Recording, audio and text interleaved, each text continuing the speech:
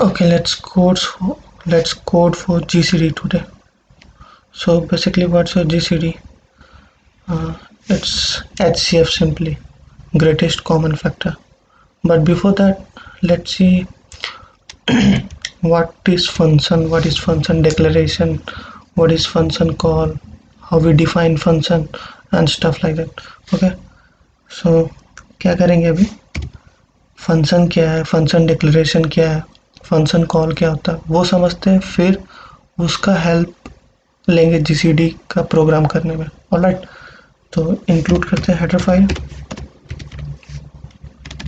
iostream using namespace std and main function in अंदर आ जाओ। अब क्या करना है, अब हमको फंक्शन का एग्जांपल दे, समझना फंक्शन डिक्लेरेशन फंक्शन कॉल क्या।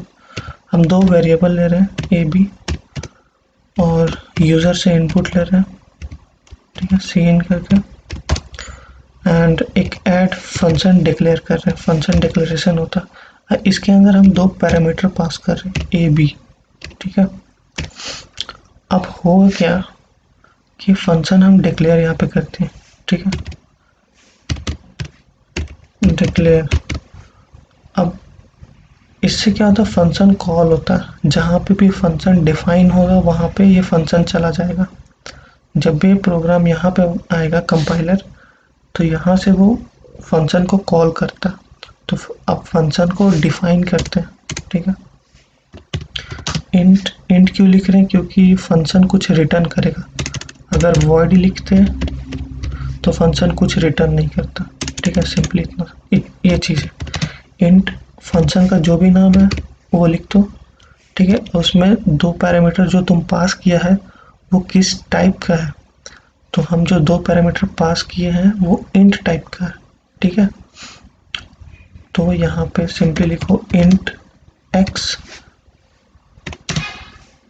Int Y. ये जो एक्स और वाई है ये रिप्रेजेंट कर रहा है ए और बी को, यहाँ पे सेम ही चीज़ है, यहाँ ए बी भी लिख सकता है ए एक्स और वाई की जगह पे, ठीक है। अब आ जाओ, अगर हम इंट एस यू एम सम करके एक वेरिएबल बनाते हैं और उसमें एक्स और वाई को ऐड कर लेते हैं, ठीक है। अब होगा क्या देखो, पहले यहाँ पे आएगा, दो वेरिएबल डिक्लेयर हो गया, इनपुट ले लिए यूज़र से, ऐड कर लिए दो नंबर, डिक्लेयर कर लिए और ए और बी को पास कर दिए। यहाँ पे एक्स की जगह ए आ जाएगा, वाई की जगह बी आ जाएगा, इंट सम में दोनों का सम हो जाएगा, ठीक है। और इसके बाद सम को कर दो सम को कर दो रिटर्न, RETU रिटर्न सम, ठीक है। अब सम रिटर्न हो गया, तो सम रिटर्न होके कहाँ आएगा, यहीं पे आएगा, क्योंकि यहीं से फंक्शन कॉल हुआ था। तो इस ऐड फंक्शन जो पैरामीटर पास किया यहाँ से रिटर्न होके सम आया, ठीक है। तो अब ऐड को सी आउट कर दो, सी आउट ऐड फंक्शन जो भी रिटर्न कर रहा है वो सी आउट हो जाएगा, ठीक है। हम देखते हैं क्या होता है, कंट्रोल एस सेव, यहाँ से किए रन, ठीक है। दो पैरामीटर मांग रहा है, सपोज करो 5 एंड 60, यहाँ पे नीचे एक मिनट,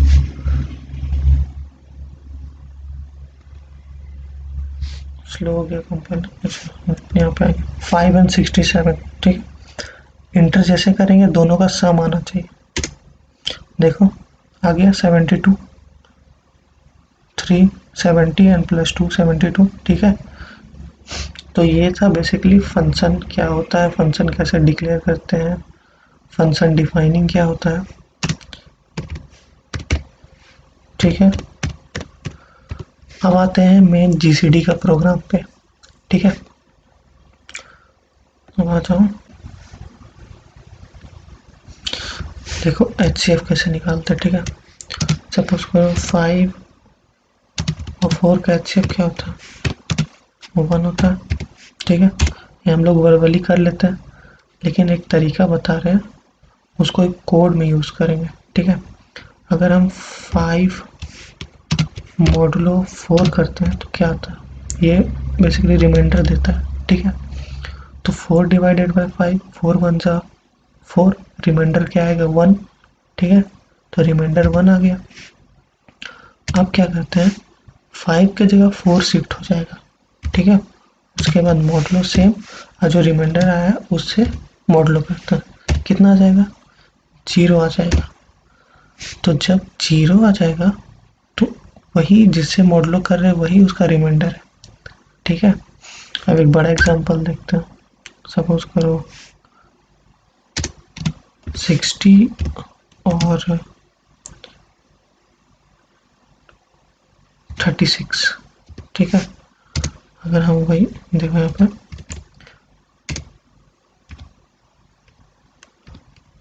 60 मॉडुलो 36 करते हैं तो 36 1 जा 36, एक बार में 36 कट जाएगा, रिमाइंडर क्या आएगा 24। ठीक है, अब 60 की जगह 36 शिफ्ट हो जाएगा, उसको मॉडुलो करेंगे किससे, रिमाइंडर से 24 से, तो क्या आ जाएगा 24 इंटू 1 24 बार एक बार में चला जाएगा, डिवाइड करेंगे 24 से 36 को, तो एक बार में 24, रिमाइंडर क्या आएगा 12। 36 माइनस 24, एक बार में 24 जाएगा, डिवाइड करो कॉपी पेन में, रिमाइंडर 12 आएगा। ठीक है, अब 36 की जगह क्या शिफ्ट हो जाएगा 24, 24 मॉडुलो 12। ठीक है, रिमाइंडर क्या आएगा,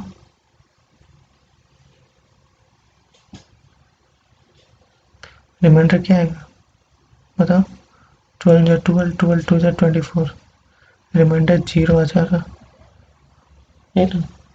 तो यही इसका सामने वाला बेसिकली यही तुम्हारा HCF है। ठीक है, तो यही तुम्हारा जब भी 0 आएगा तो तुम्हारा वो ये नंबर 12 HCF हो जाएगा। ठीक, अब देखो अगर सीक्वेंसली वैसे ही पढ़ेंगे तो क्या होगा, 24 की जगह 12 आएगा। ठीक है, इसका मॉडुलो करेंगे 0 के साथ, अगर सीक्वेंसली ऐसे ही पढ़ेंगे तो अब देखो क्या करें, तब भी क्या है, 0 से डिवाइड तो इन्फिनिटी हो जाएगा, यहीं पे रुक जाना। ठीक है, अब देखो जब भी दूसरा नंबर, हम लोग सीक्वेंस में पढ़ रहे हैं, 60 पहला नंबर है यहाँ पे।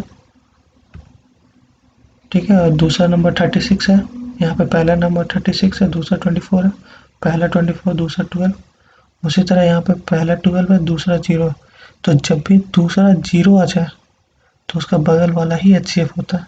ये एक तरीका है। ठीक है, इसको कोड में यूज़ करते हैं। ठीक है, चलो कोड देखते हैं। हेडर फाइल इंक्लूड करेंगे,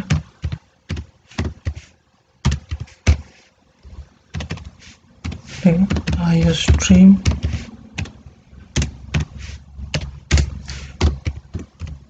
using namespace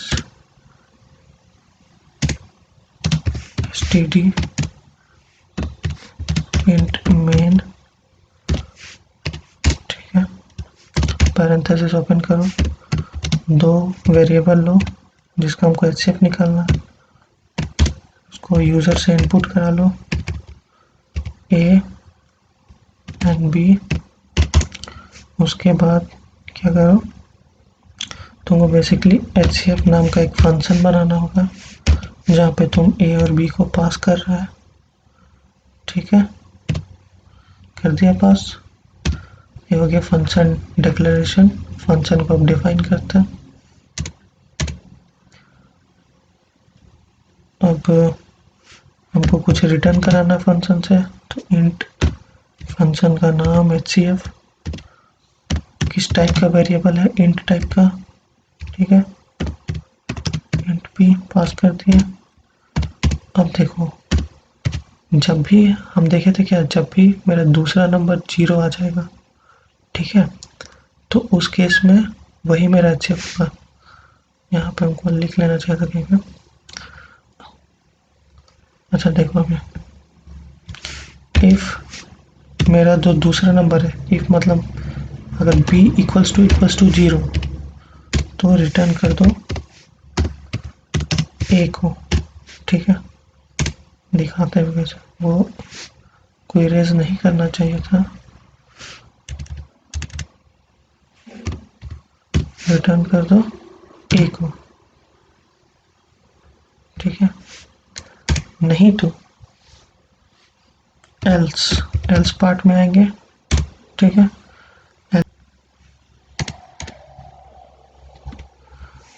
60 मॉडुलो 36 करेंगे तो 24 आ जाएगा रिमाइंडर, ठीक है। नेक्स्ट में क्या आएगा, 36 आ जाएगा, 36 मॉडुलो 24, ठीक है। 12 आ जाएगा। इसी तरह 24 मॉडुलो 12 इक्वल्स टू आ गया तुम्हारा 0। मेरा a 60 है,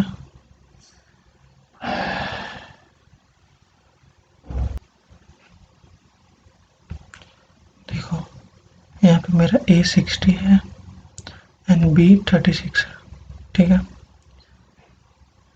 नेक्स्ट में क्या आ गया, a की जगह 36 आ गया, ठीक है। तो यहीं पे, लेकिन जहाँ नेक्स्ट टाइम देखो 12 मॉडलो 0 आ जाएगा सीक्वेंस के ऐसा तरीके से। तो ये तो होना नहीं है। जब भी b 0 होगा a को रिटर्न कर देना, ठीक है। b 0 हुआ तो a ही हमारा एचसीएफ है, ठीक है। वही चीज़ की है, if b equals to 0 a को रिटर्न कर दो, ठीक है। अब हमको क्या करना है, हमको हर बार 60 की जगह b को शिफ्ट करना है, मतलब a की जगह b को शिफ्ट करना है। तो यहाँ पे पहला पैरामीटर b चला जाएगा, ठीक है। और दूसरा पैरामीटर a मॉडुलो b चला जाएगा, क्योंकि देखो इसका दूसरा पैरामीटर a मॉडुलो b ही तो है। a मॉडुलो b करेंगे तो 24 है, तो b की जगह 24, a की जगह b। यही चीज़ तुमको बार बार करना है, तब तक करना है जब तक तुम्हारा b 0 नहीं हो। तो यहाँ पे फंक्शन तब तक कॉल होते रहेगा, जब तक b तुम्हारा 0 नहीं हो जाता, ठीक है। तो अब यहाँ पे रिटर्न जीसीडी करते हैं, सॉरी एचसीएफ करते हैं, ताकि यहाँ पे जब आए b अगर 0 नहीं है तो एल्स पार्ट में आएगा। एल्स पार्ट में आएगा तो ये फंक्शन परफॉर्म करेगा, ये कॉल होगा फिर से, ठीक है।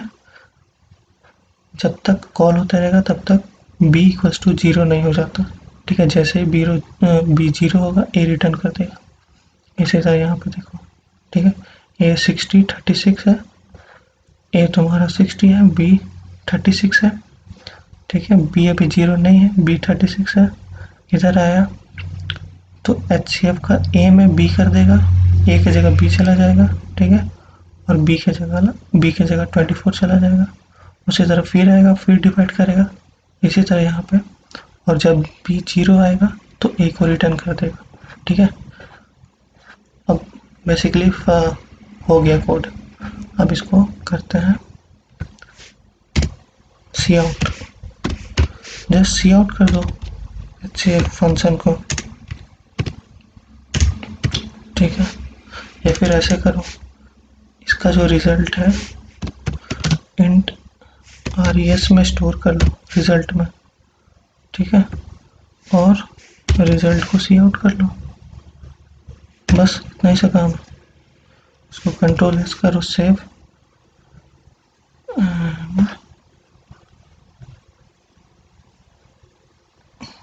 सॉरी यहाँ पे एचसीएफ होगा ना, एचसीएफ, ठीक है। सब चीज़ सही है, देखते हैं इसको रन करके।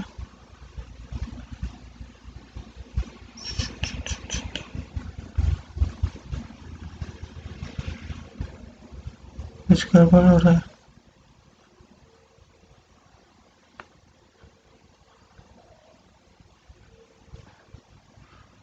यहाँ पे कमेंट करना होगा, सो कमेंट ही नहीं किए, सॉरी, क्योंकि कंपाइलर ही समझ ही नहीं रहा ये ऊपर वाला चीज़ क्या है। तो कमेंट कर देते हैं सिंपली। अब देखो काम करेगा, ठीक है। अब तो काम करना चाहिए मेरे हिसाब से। अब भी एक एरर है, एक प्रॉब्लम अभी भी है। क्या है? 15 ये अच्छा यहाँ पे छूट गया कुछ, देख ये, ठीक है। अब सारा प्रॉब्लम ख़त्म। अब कंपाइल करता है, कंट्रोल एस करो, सेव करो, रन करो, ठीक है। अब दो वैल्यू लेगा यूज़र, 60, अगर हम 60 देते हैं, 60 एंड 36, तो मेरा आंसर क्या आना चाहिए? 12। देखा क्यों आया? देखो, जब भी B0 आ जाएगा तो बगल वाला ही अचीव होगा। देखा फंक्शन काम कर रहा है। फिर से कोई नंबर ले लो,